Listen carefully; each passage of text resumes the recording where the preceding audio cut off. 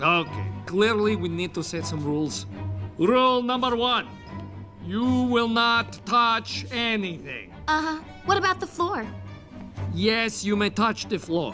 What about the air? Yes, you may touch the air. What about this? Ah!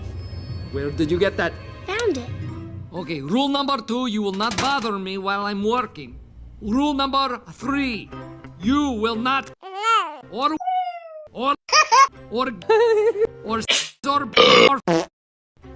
so no annoying sounds, right? Does this count as annoying?